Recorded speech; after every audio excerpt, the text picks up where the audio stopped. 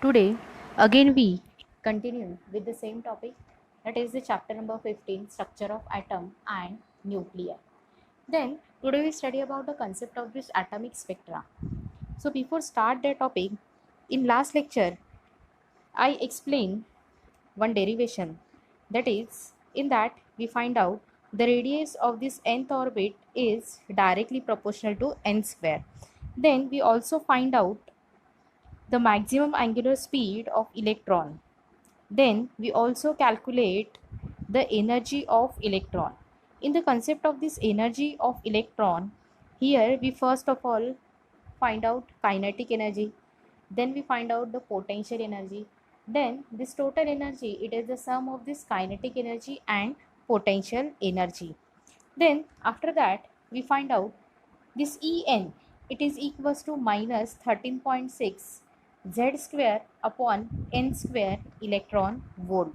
So the total energy having equation is minus, then in bracket we write me z square e raised to power 4 upon 8 epsilon 0 square h square into 1 upon n square. So this is the energy of electron in the nth orbit of this Bohr's hydrogen atom. Then here this radius of this orbit is directly proportional to the n square. It can be calculated by using the Bohr's first postulate and second postulate. Then to calculate the energy of electron, we use the Bohr's third postulate. And with respect to this third one postulate, we calculate the total energy. So here today we study about the energy level and transition for hydrogen atom. So this concept, it is related to the concept of this atomic spectra. So first of all, the question arises, what is mean by this spectrum? So when metallic object is heated, it emits radiation of different wavelength, and when this radiation is passed through prism, then a continuous spectrum is formed. So to obtain hydrogen spectrum, ठीक है। तो क्योंकि हम लोग अभी hydrogen spectrum क्यों consider करेंगे, because our aim is to study the energy level and transition for hydrogen atom. For that we consider the hydrogen spectrum. When hydrogen gas is heated inside a glass tube to high temperature, then it emits a radiation of different wavelength.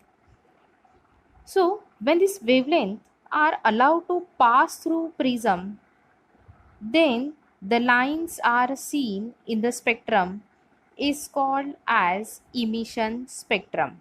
तो यहाँ पे spectrum में जो भी spectrum observe करने के लिए मिल रहा है, it is in the form of line, hence it is known as the line spectrum. Then it also emits a radiation of specific wavelength in ultraviolet, infrared and longer wavelength. The spectral line can be divided into group known as series with name of the scientists who studied them. The series start from shorter wavelength and it going to the larger wavelength are called Lyman series, Balmer series, Paschen series, Brackett series and Pfund series. So here we consider the hydrogen atom spectrum. So here we consider the energy level. So these are the different energy level and its transition. This line, it denotes its transition. So here, तो ये जो spectral line में different नाम्स यहाँ पे जो भी given है, that is Lyman series, Balmer, Paschen, Brackett and Pfund. तो जिस साइंटिस्ट ने जो सीरीज स्टडी की है उसी को उसका नाम यहाँ पे दिया गया है. तो इसीलिए बोला गया है कि the spectral line can be divided into a number of groups and it is called call it as a series and with the name of the scientists who studied them. तो इन ईच सीरीज, यहाँ पे जितने भी यहाँ पे series यहाँ पे given है, in each series separation between successive line decreases as we go toward the shorter wavelength and they reach its limiting value.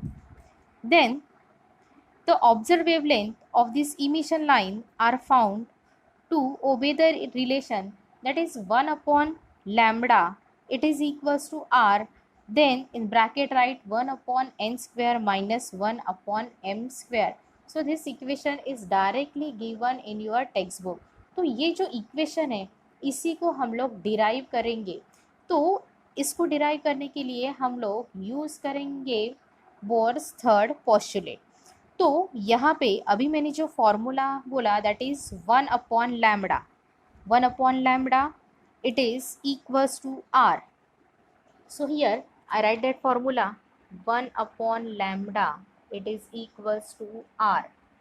Then in bracket we write 1 upon n square minus 1 upon m square.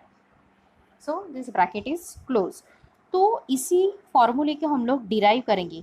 तो ये जो formula मैंने लिखा है 1 upon lambda it is equals to R, in bracket we write 1 upon n square minus 1 upon m square. तो इसी में ये जो लैम्बडा है this lambda is known as the wavelength of a line.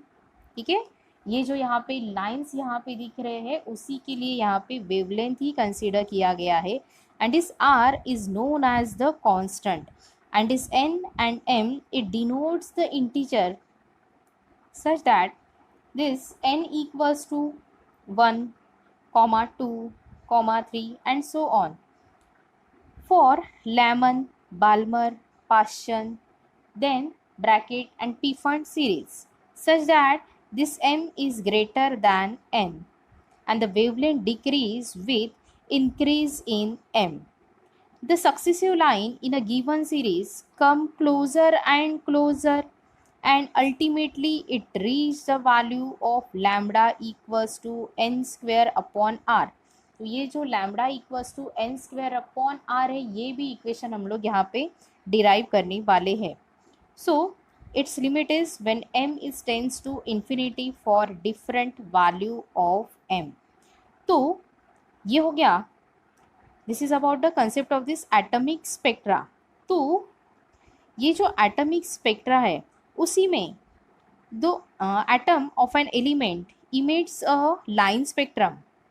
It means that the wavelength of the lines emitted by each elements are unique.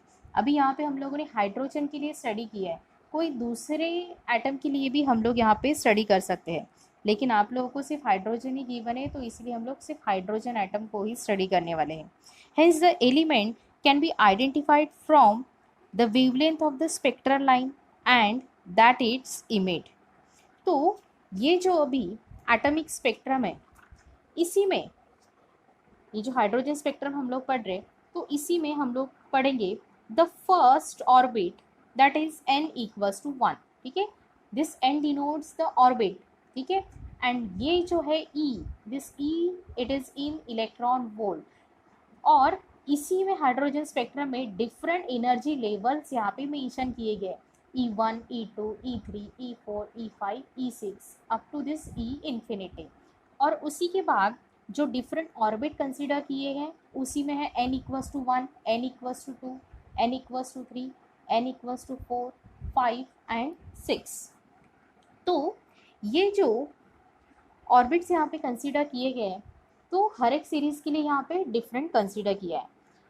So the first orbit that is n equals to 1 which has a minimum energy is called the ground state of the atom. ठीक है, this n equals to 1 it is known as the ground state of the atom because this first orbit is n equals to 1 और उसमें क्या है minimum energy है. That's why it is called it as a ground state of atom. Orbit with higher value of n and therefore the higher value of energy are called as the excited state of this atom. तो यहाँ पे सबसे higher हम लोग यहाँ पे consider कर सकते हैं this n equals to 6. This n equals to 6 it is consider as a higher energy level. तो ये जो हायर एनर्जी लेवल है तो इसी में उसी को बोला गया, it is also known as the excited state of this atom. If the atom is in nth orbit, so it is said to be in the nth energy state. ठीक है, अगर m ऑर्बिट कंसीडर करेंगे so it is in m energy state हम लोग बोलेंगे. लेकिन अभी यहाँ पे क्या कंसीडर किया है, here we consider the only the n orbit, hence we say that this electrons whenever it is in nth orbit, so it is said to be the nth energy state. So in case of this excited state, the electron is not stable and it try to attain the stability by going back to the ground state by emitting the extra amount of energy it had gained in one or more jump. तो ये जो excited state में जो भी electron रहेगा वो कैसे रहेगा, वो स्टेबल नहीं रहेगा. तो उसको अगर स्टेबिलिटी चाहिए तो वो क्या करेगा, it jumps from higher energy level to lower energy level की तरफ ही जाने की कोशिश करेगा. तो हो सकता है वो एक जंप करे, उसके बाद में फिर भी उसको स्टेबिलिटी नहीं मिलेगा, then it again jumps to the next energy level. तो ये जो प्रोसेस है ये चलता रहेगा. कब तक चलता रहेगा, जब तक उस इलेक्ट्रॉन के पास स्टेबिलिटी नहीं आएगा. तो इसीलिए बोला गया है in excited state electron is not stable and it try to attain the stability to going back to the ground state by emitting the extra amount of energy it had gained in one or more jump. The energy is emitted as electromagnetic wave. तो यहाँ पे electron suppose higher energy level that is excited state जो रहेगा वहाँ से jump करेगा. तो whenever it jump from one energy level to another energy level, so it emits its energy. It emits its energy in the form of this electromagnetic wave, and this electromagnetic wave producing a spectral line of corresponding frequency or wavelength. ठीक है, तो जो भी यहाँ पे electromagnetic wave emit जो होगा, कब इमिट होगा, whenever this electron jump from one energy level to another energy level पे जंप करेगा, तो ये इमिट करेगा it's energy in the form of this electromagnetic wave. और जो भी वेवलेंथ, जो भी वेव यहाँ पे कंसीडर किया है, तो वेव है तो वहाँ पे क्या रहेगा, उसमें कुछ तो भी वेवलेंथ भी रहेगा और कुछ फ्रिक्वेंसी भी रहेगा. तो इसीलिए बोला गया this electromagnetic wave producing a spectral line of corresponding frequency और वेवलेंथ. देन तो इसी से ये जो भी इलेक्ट्रॉन यहाँ पे एक जगह से दूसरी जगह पे जंप कर रही है, यानी एक्साइटेड स्टेट से ग्राउंड स्टेट की तरफ ये जंप करने की कोशिश करती टू अटेन द स्टेबिलिटी. तो इसीलिए यहाँ पे कुछ टर्म्स डिफाइन किए गए हैं. तो वो जो टर्म्स है उसमें से फर्स्ट वन है that is the excitation energy. ठीक है, एक्साइटेशन एनर्जी है, यानी आप लोगों को ध्यान में आएगा कि वहाँ पे जो भी इलेक्ट्रॉन रहेगा it is present in excited state में रहेगा.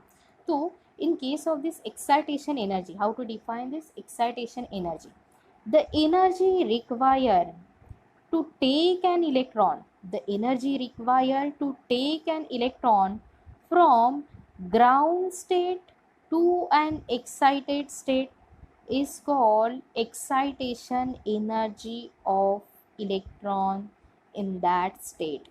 तो यहाँ पे excitation energy कब acquire होगा, whenever this electron jump from lower state to higher state, that is ground to excited state में जब जाएगा, then it is called the excitation energy of electron in that state. So again I repeat the definition, the energy required to take an electron, energy required to take an electron from ground state to excited state is called excitation energy of the electron in that state. Then second definition is binding energy. This binding energy of an electron is the minimum energy required to make it free from the nucleus. It means that the minimum energy is required for the electron to free from the nucleus. It is known as binding energy. Then third one definition is ionization energy of an electron in an atom. The ionization energy of an atom is the minimum amount of energy required to be given to an electron in the ground state of that atom to the state of the electron free. It is known as ionization energy of an atom. तो ये जो definition है ionization energy of an atom of an electron in an atom, तो ये definition आपके text book में already bold letter में अच्छे से गिवन है. ठीक है, तो यहाँ पे क्या हो रहा है, जो भी इलेक्ट्रॉन है उसको क्या लग रहा है, it require some minimum amount of energy required to the given to an electron in the ground state of that atom to the state of free electron free. तो उसी को बोला गया that is the ionization energy of an electron in an atom. तो ये हो गया, this is the concept of this hydrogen spectrum. ठीक है, देन ये जो हाइड्रोजन स्पेक्ट्रम अभी स्टडी करने के बाद इसी में मैंने जैसे बोला था, एक हम लोगों ने इक्वेशन कंसीडर किया था that is 1/λ it is equals to R, in bracket we write 1/n² minus 1/m². तो इसी को हम लोग डिराइव करेंगे. तो ये जो अभी हम लोगों ने हाइड्रोजन एटम जो कंसीडर किया है, तो ये जो हाइड्रोजन एटम है इसमें लाइन स्पेक्ट्रम ही क्यों प्रोड्यूस होते हैं, व्हाट इज़ द रीज़न. तो उसका आंसर सुनो आप लोग, वहाँ पे लाइन स्पेक्ट्रम ही क्यों प्रोड्यूस होते हैं. तो whenever we consider the normal hydrogen atom, तो in case of this hydrogen atom, electron revolves in energy level of minimum energy, that is the ground state. When the electron is excited by giving energy to hydrogen atom, electron absorb energy and it jumps to the higher energy state. It is called excited state. In excited state, the atom is unstable. So the electron come back to the original state by emitting a spectral line of wavelength lambda or a photon of energy that is h nu, where this nu denotes the frequency of radiation.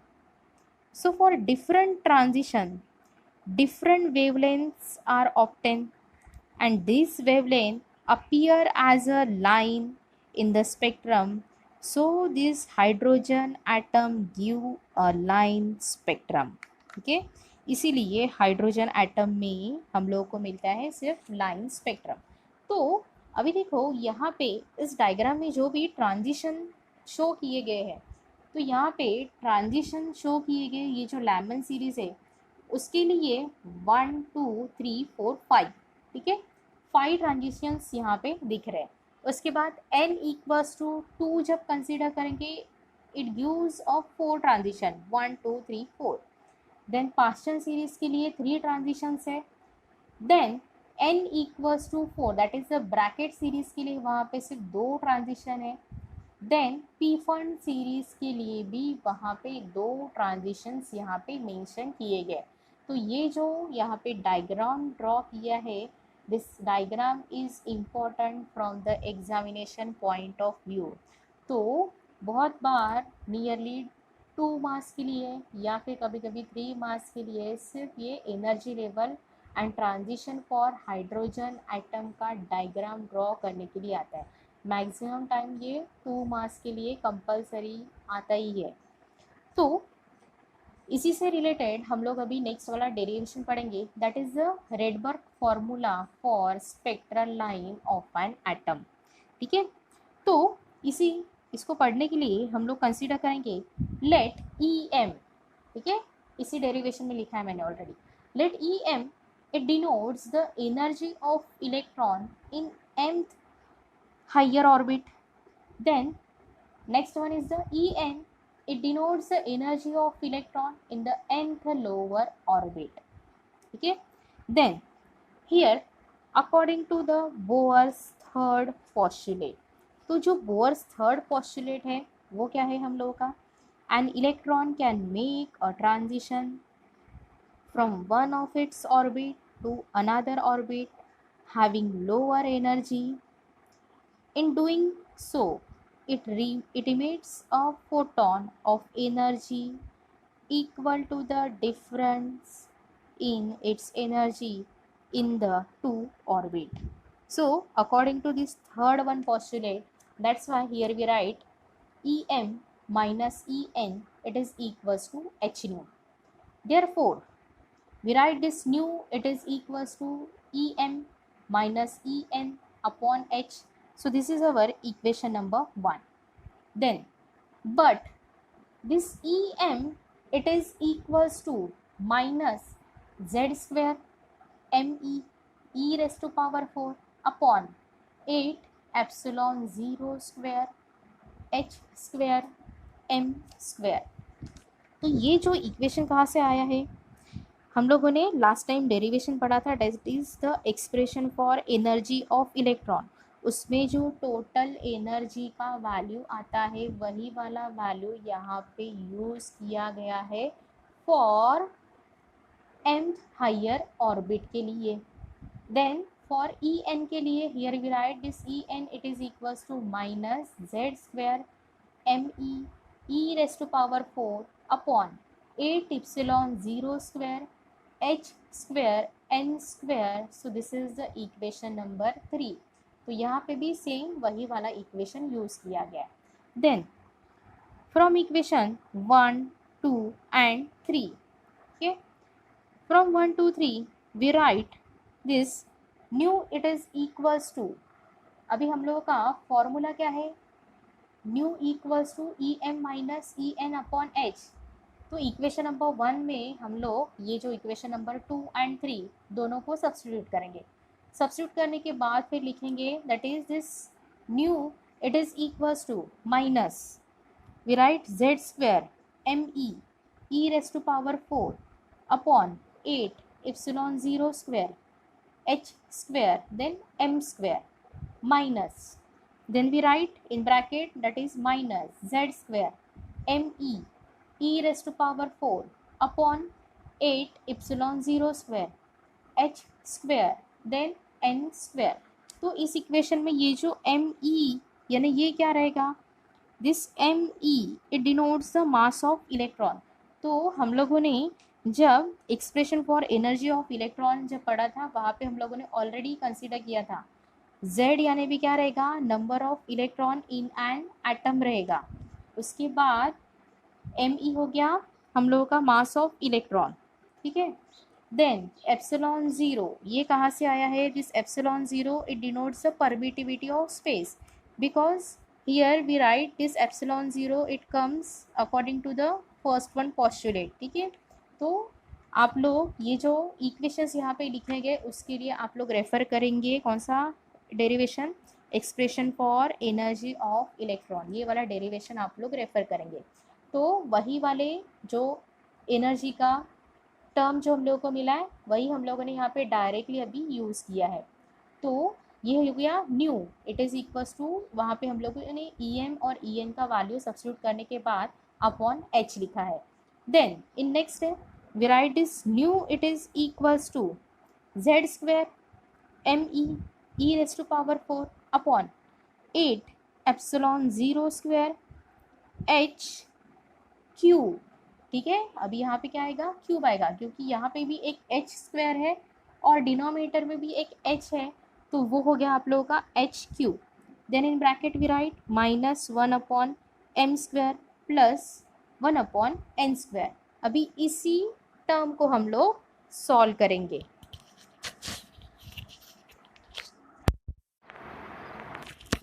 Then the next step is, here we substitute this nu equals to c upon lambda. So according to that, here we write this c upon lambda, it is equals to z square me e raised to power 4 upon 8 epsilon 0 square h cube.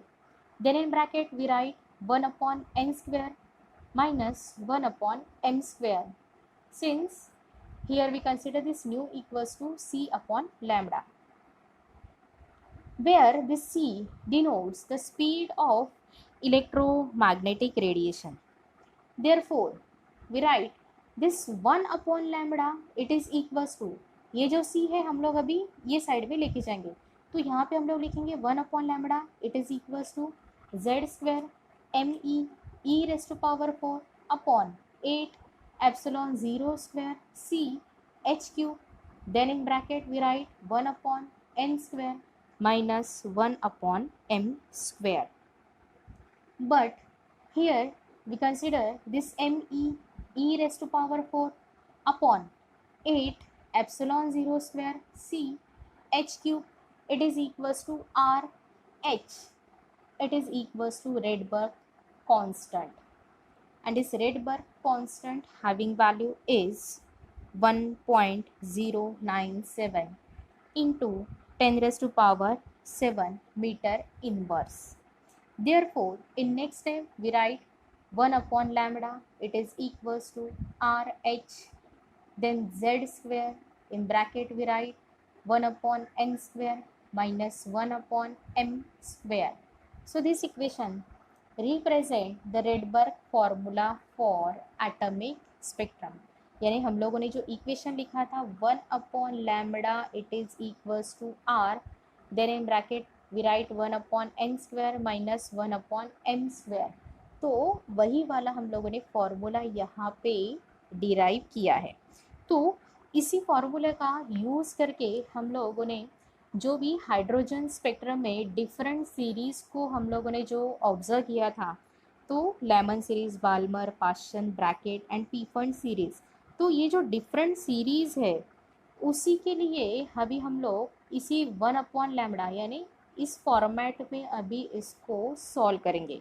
तो solve करने के लिए starting from the formula, ठीक है, starting from this one formula for energy of an electron in nth orbit of hydrogen atom, we derive the formula for the wavelength of Lyman series, Balmer series of spectral line, and we also determine the value of the shortest wavelength of line in this both this series. तो यहाँ पे ये जो भी first one हम लोगों ने जो पढ़ा है दैट इज फर्स्ट वन है, that is Lyman series for hydrogen atom के लिए.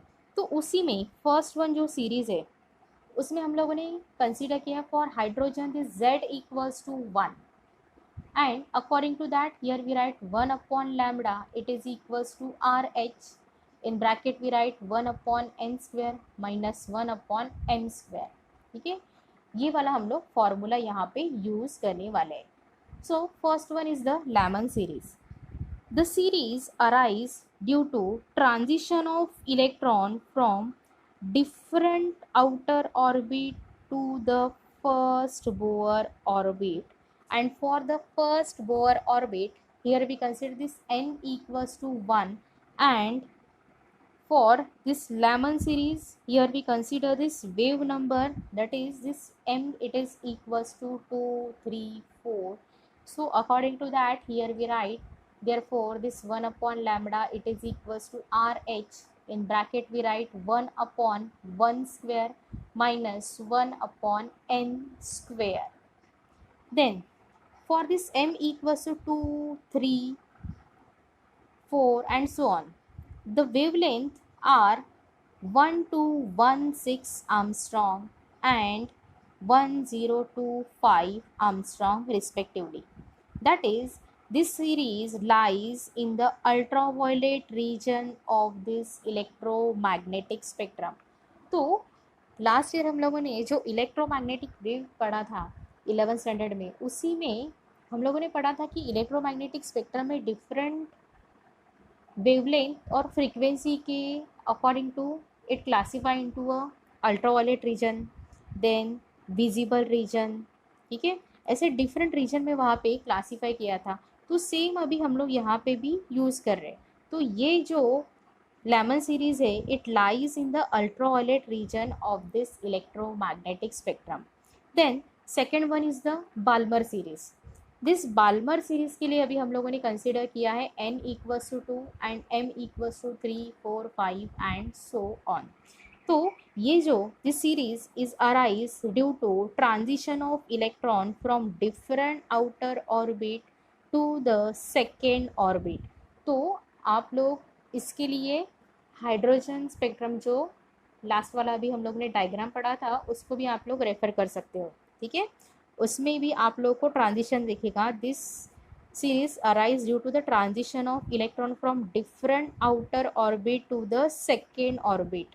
तो जो सेकेंड ऑर्बिट के लिए हम लोगों ने फिर कंसिडर किया था, that is n equals to 2, और उसके लिए the wavelength of the line of this series is given as this m equals to 3, 4 and 5 and so on, ठीक है।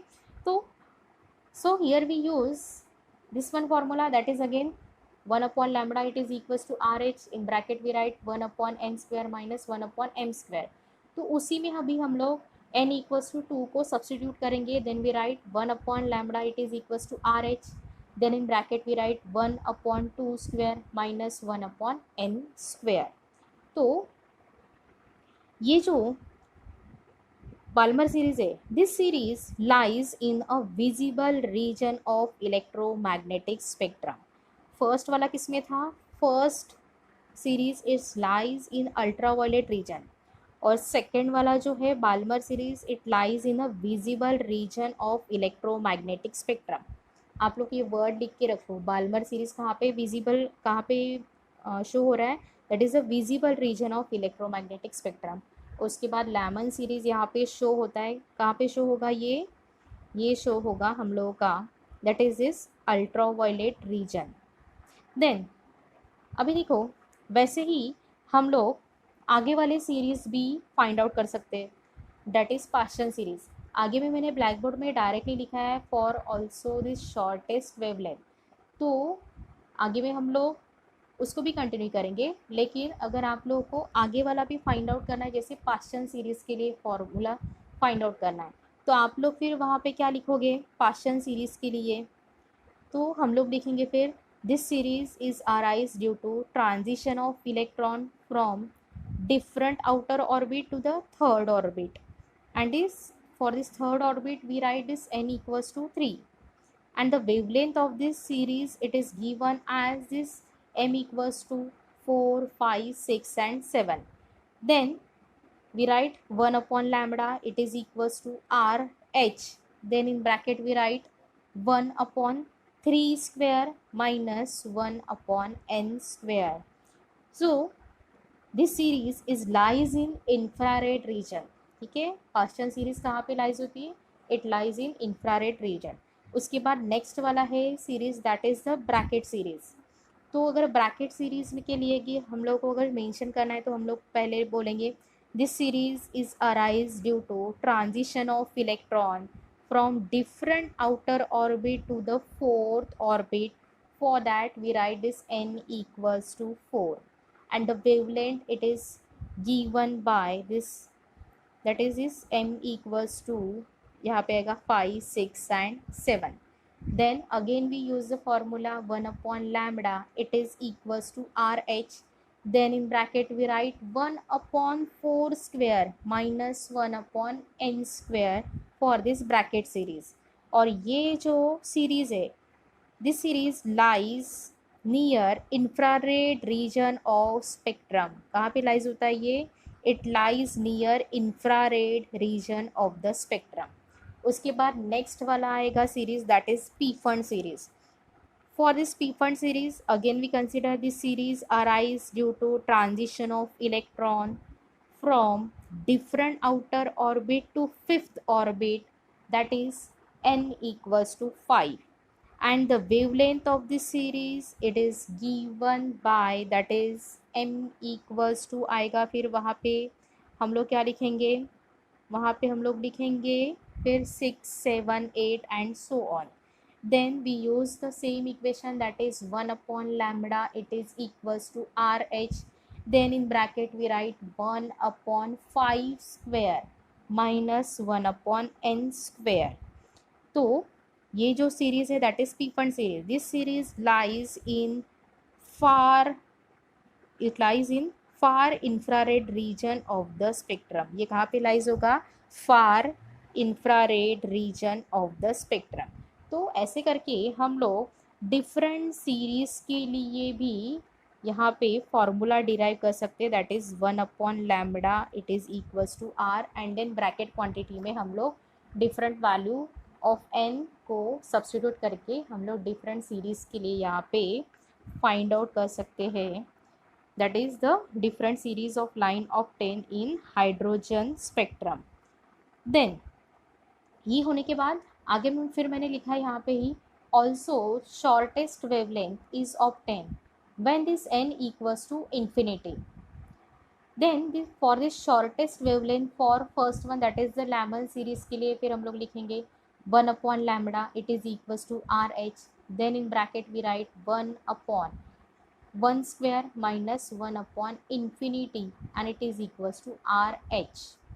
Therefore this lambda it is equals to 1 upon RH. Then वैसे ही फिर हम लोग next वाला फाइंड आउट करेंगे for Balmer series के लिए. बाल्मर सीरीज़ के लिए भी हम लोग फिर से यहाँ पे कंसीडर करेंगे this n is tends to infinity. अगर हम लोग कंसीडर करेंगे then you also write this 1 upon lambda it is equals to RH. Then bracket we write 1 upon 2 square minus 1 upon infinity and it is equals to RH upon 4, and therefore this lambda it is equals to 4 upon RH.